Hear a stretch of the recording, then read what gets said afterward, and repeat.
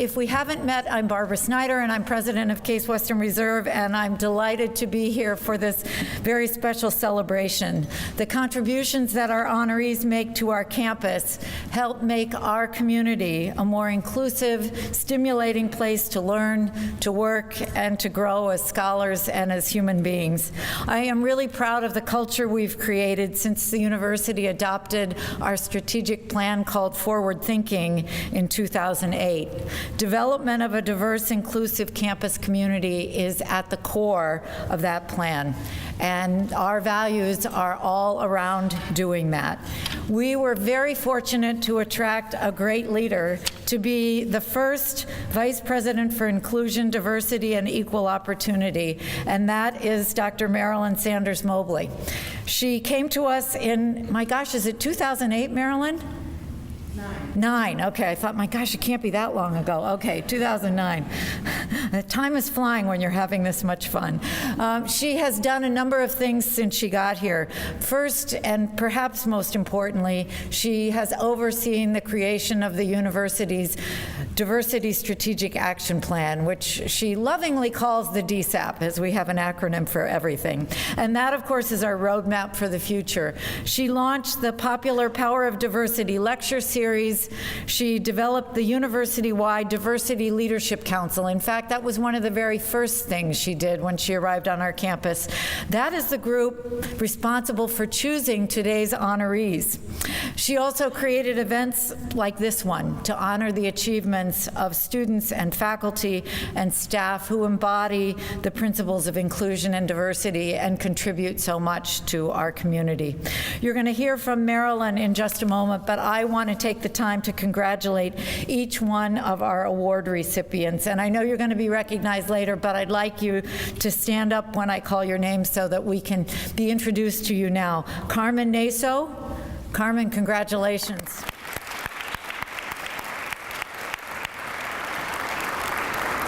Cookie Jones.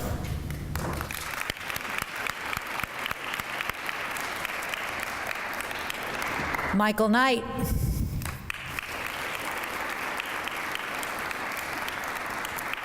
Patrick Vaughn.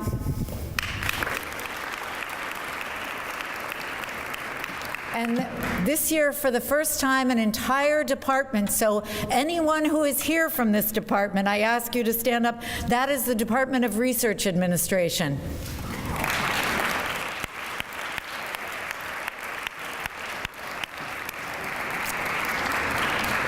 Bestowing this honor on an entire department is a terrifically high compliment, and I hope you feel very good about the work you have done that drew this recognition. It shows that the principles that we talk about actually resonate throughout your entire organization, and we are so proud of the way you work together to embody these values on our campus. So thank you so much for being here today. Your department, as the first one, is going to be a model, and all of us are going to aspire to get this recognition at some point in the future. So Sue, congratulations as the leader of the group. Suzanne Rivera, for those of you who don't know, who stood up with her colleagues there, is the leader of our Office of Research Administration and has been with us a few years and obviously has done much to create the kind of culture that this award recognizes. So thank you all so much for being here. To all of our honorees, we are truly grateful for your contributions, and I am so proud to be a member of the community of Case Western Reserve University. Thank you. I'm so happy that all of you are here. Some people have heard me refer to myself as a both-and lady, so here's a both-and, that diversity, as far as I'm concerned, is the nation's unfinished business, meaning there's still so much work to do. There's a great deal that we've said, but there's so much that we have not said. So part of the work that I'm here to do is about that unfinished business that's part of the national business, that's part of Cleveland's business, that's part of Case Western's business. And in the middle of that sentence, there's a giant and that says, we are making progress. We are doing good work here. And so today is about celebrating the progress that we're making, the good work that's going on to advance diversity. She mentioned the DSAP. The title of the DSAP is Advancing Diversity. The work of our office has been about advancing. At first we said promoting, and then we shifted after our consultants met with us and met with so many of you to talking about advancing diversity by inclusive thinking, mindful learning, and transformative dialogue. So this occasion is for us to celebrate people who are already helping us do this work. I don't know if you know the work of Bell Hooks, but she says there's joy in struggle, and I believe there is. Now, to some people, joy and struggle, that's oxymoron. It doesn't make sense. But I actually think there's joy in struggle when the work you're doing is helping to make a difference, and when you see evidence that a difference is being made. So I'm so grateful that you're all here. I've partnered with some of you on a variety of projects, and the first person who got this award got it all by herself, and that is Dr. Rhonda Williams, and she has been doing marvelous work, and so because she received it and helped me launch this it's now a tradition, I'd like to say that. She helped me launch this tradition. I thought I'd let you know that she's bringing a speaker here today. So there's something you have on your chairs or on your tables. There's a speaker for the Social Justice Institute, which was an initiative out of Provost Bud Baselak's office to support interdisciplinary and multi-school work on our campus. So I hope you saw this and that you can get a chance to see it. As President Snyder said, we talked on my staff and with the Diversity Leadership Council about expanding it. We didn't want it to just be one person. So you are evidence of how we are continually thinking on your behalf, not on our behalf, but on our collective behalf. And in that vein, we wanted to not only honor a faculty member, but honor a graduate and professional student, an undergraduate student, and a staff member, and as President Snyder just said, extend it. We also have wanted this to be an occasion for transformative dialogue. One of the early members of the Diversity Leadership Council was Dr. Ed Jackson, and before he retired from University Hospital, he was part of our leadership council, and he said that the dialogue he heard that day was the most exciting he had ever heard. So you know me, if it sounds good, let's do it again. So on your tables, you have a table tent, and my staff, led by Liz Roccaforte for today's luncheon, she coordinates the luncheon. She's our diversity program manager. Liz is in the back. Liz, can you raise your hand? And working with Liz is the rest of my team, so I just want to point them out before I talk about the tents. Janetta Hammock is our diversity communications specialist. Robin Strong is our faculty diversity manager. Amber Barris has been sitting in for us as interim executive aide, and she's been doing a wonderful job. Dr. Melissa Burrows is not here. She's our EEO and diversity specialist. She had a death in the family and could not be here.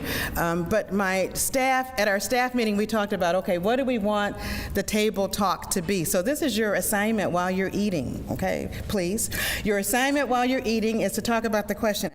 So do we have a volunteer table that's ready to begin reporting out? The word that we came up with was welcomed. We thought that welcome also encompassed the words of feeling good, feeling respected and comfortable. Something that others didn't mention was loved, and most importantly, that your opinion is valued and that you're free to be yourself.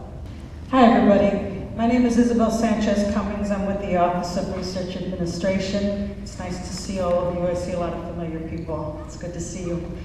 We came up with several words, and a lot of those words were already repeated, but I think it bears repeating again. We came up with harmony for one, meaning that everyone should be considered equal and get along.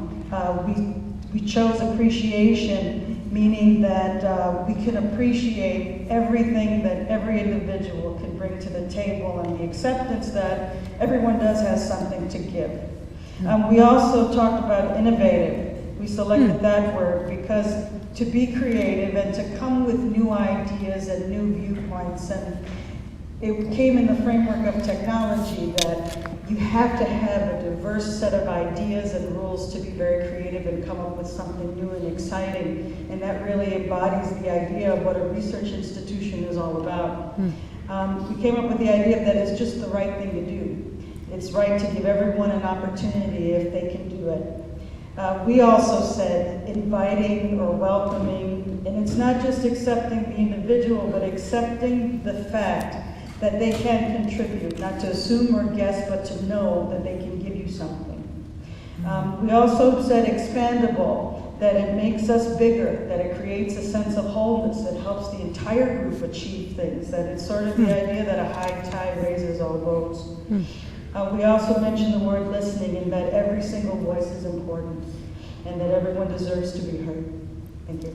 Hi, I'm Nathan Fine. I work in housing, residence life, and work life. Our table kind of morphed along. People would come up with words and then decide that they wanted a new word, and so the word that came up eventually was acceptance. And then just the idea of accepting every part of a person, whatever that may be, and how you incorporate that into the community. And then we came up with love, because not just accepting it, but embracing those differences and how we come together as a community. Hi, my name is Janaki Patel. I'm an undergraduate. And the word that our table came up with is family. And it sort of encompassed everything that we said. We had caring, heterogeneous, welcoming. We also talked about respect, and that the family should be functional.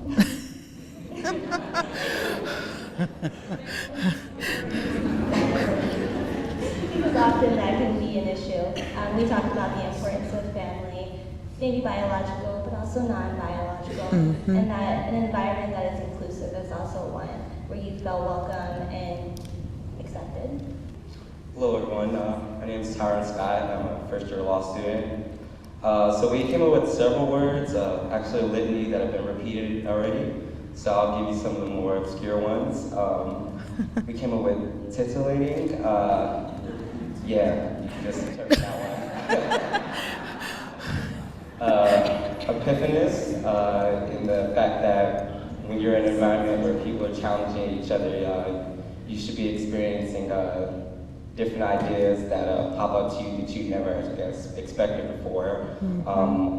Worthy, and people want to feel worthy when they're around others in an inclusive environment. And I don't think this is mentioned, but peaceful. So yeah, those are our words, some of our words. Good afternoon. My name is Deborah Hannah Adams. I'm at the School of Nursing, here to support Mr. Jones, one of our honorees. And a lot of the words that have already been mentioned, we came up with some of the same words too. But to add to the discussion, we came with words of community and encouragement. A sense of community where we realize that everyone has different functions, has different levels of responsibility, but when it feels like a community, like a family, someone mentioned, that it feels more encouraging for students, for staff, and for faculty, and it provides unity, being one. And we felt that that was very important to feel that way. Well, so I want to thank you all for participating. I invite you to think about what you've heard. I also invite you to think about how you enact what you've heard when you go back to your offices and are around campus, because we heard some good language for how we want to interact, for what kind of community we want to be. So the table talk is really just an invitation and an opportunity to reflect on what kind of a community do we have already and what kind of community do we aspire to be. The university diversity statement says we aspire to be almost every word that you said in one way or another. So I thank you all for participating, and I look forward to seeing you on campus. Now, we're not done. It's time for something else. So it's time to award the honors to the people who have been nominated. And I want to thank both the Diversity Leadership Council. I don't know how many members of that council are here. Two of them just had to walk out. But if you're a member of the Diversity Leadership Council, could you just stand so we can acknowledge you? I think there are a few of the members here. Thank you. There's also two other special groups. My team has been working very hard with these other two groups. The Train the Champion cohort, we had the first cohort of around 28 last year. We have a second cohort this year of around 35. So if you participate in Train the Champion, could you stand so we can just recognize you? Thank you. These are members of our community who have taken a deep dive, who have begun to look at different dimensions of diversity over a period of 8 months. So we are really proud of you and appreciate what you've contributed.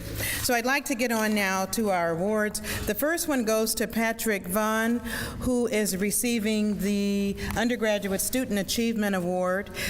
His nomination mentions that he's been passionate about diversity and he values it by being chair of the USG Diversity and Inclusion Ad Hoc Committee. He's also chair, as chair, he has taken the committee to new heights and has built a group that reflects all kinds of diversity, produces valuable programming that educates students and that facilitates discussion among different groups. He also serves on the CWRU White House Interfaith Challenge. Patrick, could you come forward?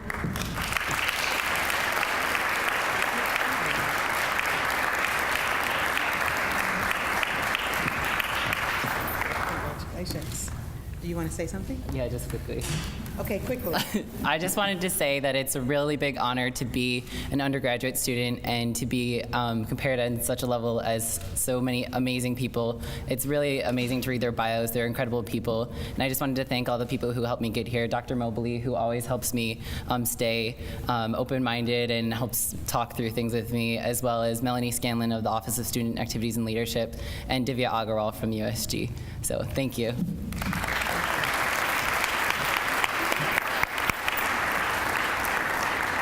Our next awardee is Michael Knight, who received the Graduate Professional Student Achievement Award.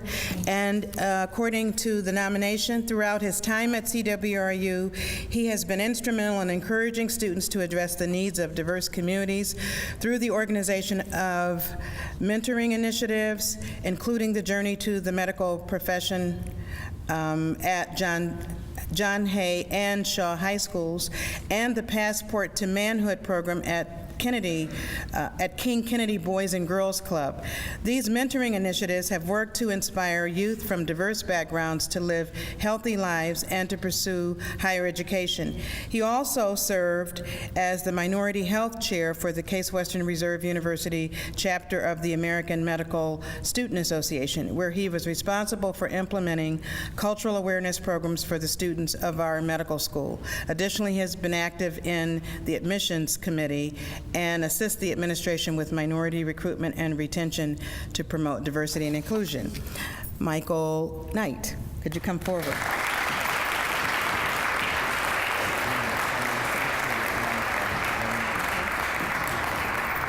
Congratulations. Just again want to thank the university and the office, Dr. Mobley and her team, for this award and for just having this kind of award. A lot of universities talk about increasing diversity and inclusion, but actually having an award where you promote this initiative in students is so important. So please continue the work, and thank you again for this award.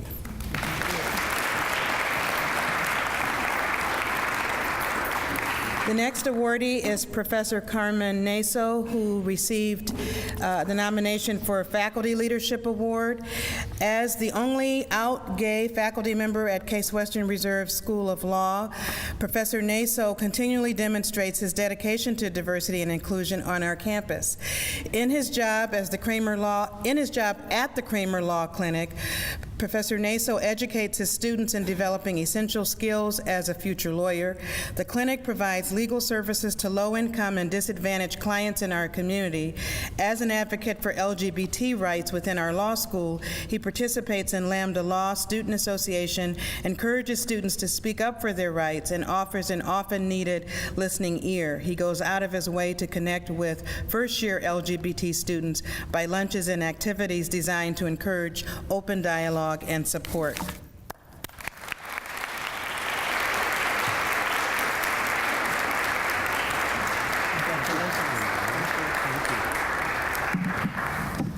I'm finishing my 4th year at the law school, and I remember my first week and going to a party hosted by the Daroffs at their home. It's a get acquainted party for all LGBT and their friends. And Jane addressed us all and said, "We do this so you all get to know who you are." And Jane, I want to tell you, I took that a little more literally than you anticipated, I think. And I want to thank you for giving me the jump start into my life here at Case Western Reserve. Knowing who you are,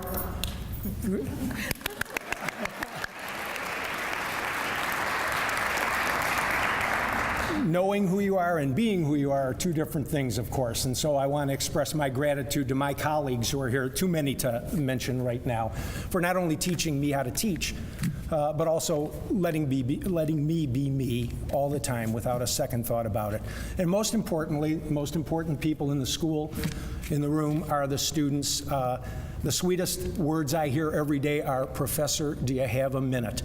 And I want to specifically thank our Lambda Law students, not only for flattering me by asking me to hang out with you sometimes, though I do wish you would start hanging out before 11 o'clock at night,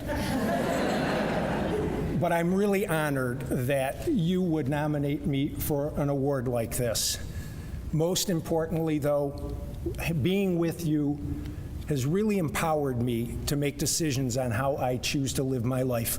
And at the end of the day, I've been a lawyer in the criminal justice system for 34 years here, and none of my peers, none of them, have the happiness and satisfaction of where their career has taken them like I do, and that's the true gift, and I want to thank you very much for that. Thank you. Thank you. Wow.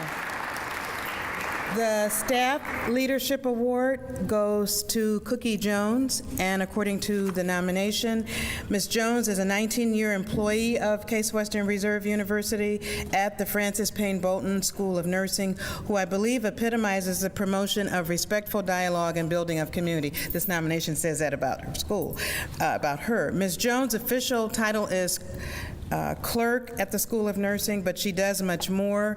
She is the first person to greet visitors, students, and faculty when they walk into the main door of the building. She's always calm, pleasant, patient, professional, and willing to lend an ear. In her quiet, steady way, she makes a strong first impression about the school's desire to integrate all cultures and nationalities, represents the school's strong commitment to inclusion, and tries to make every person who stops at her desk, whatever their national origin or business on campus, feel respected and welcome.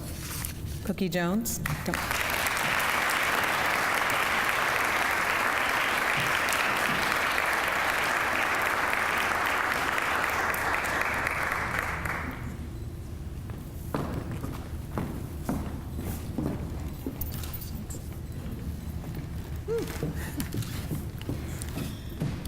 First and foremost, I want to thank God, who is truly the source of my strength and the strength of my very life. Without him, none of this is ever possible, and I always want to acknowledge him first in everything that we do. And it's really not about me, it's usually about him. So he makes these things possible, and I have a plethora of people here today who I want to thank for your undying and unending support. The list is long. I have faculty persons here today, staff, family. My mother is here, my daughter is here, my fiance is here. I thank God for all of these people, and I thank God for this environment that allows us to have a platform to be, diverse and inclusive, and really work at that. We may not be there yet, but we are strongly working and headed in the right direction. And I just want to say thank you. Thank you, Dr. Mobley. Thank you, everybody. Thank you.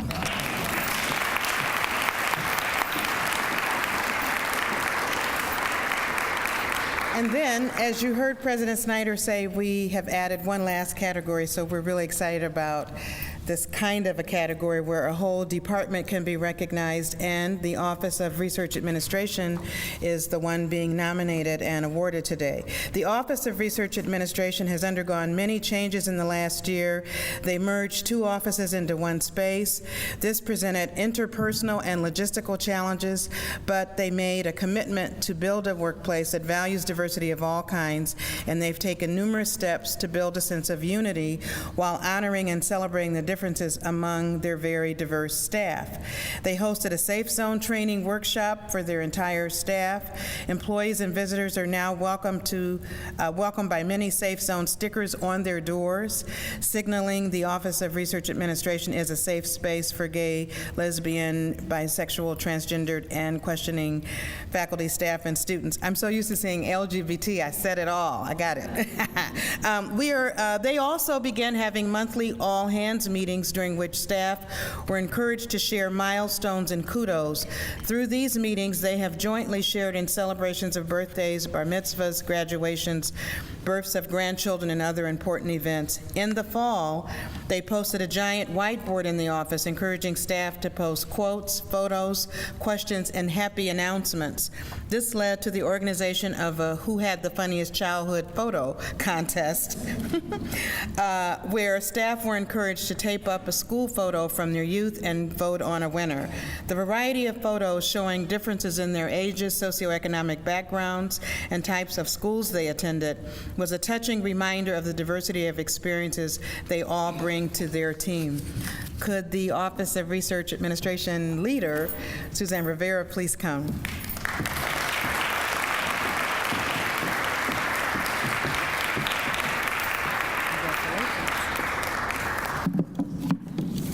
Thanks. I'll be brief. I want to thank the selection committee and Dr. Mobley for this award. It's a real honor. I also thank the staff of the Office of Research Administration for their leadership and enthusiasm around advancing the principles of inclusion, respect, and justice. This isn't an award about one person. It's really, the whole idea of this award was for the team, and I'm really proud that our team is getting this honor. I feel fortunate to be a member of this group, and I'm really honored to accept this award on their behalf. Thank you.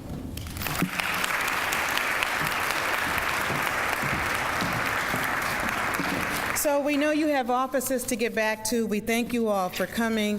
One of the things that I heard today that I hope we can continue is that diversity is about people, it's about perspectives, and it's about points of view.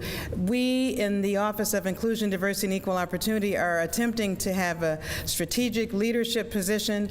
However, it takes all of you for us to pull it off, and so I thank you all for coming, and I hope you look for some new initiatives that are going to come out of the DSAP, such as our 52 Stories initiative.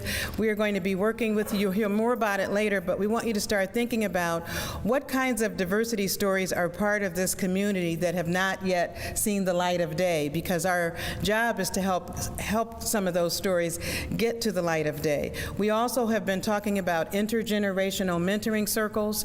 Those are part of the plan, and we're going to be working with some of your offices to bring those to fruition. So as you leave here, I just hope you will continue to go to the website, look at what the programs are that we are doing, see how you can contribute, see how you can think of other people who you knew should have been here, who you wish you had thought of them, because based on their work, you know they should be recognized as well, because each year we're expecting it to get bigger. This is bigger than last year's, and so we appreciate how you have supported this work, but just know that it's not my work, it's not my office's work, it's our work. Have a wonderful afternoon.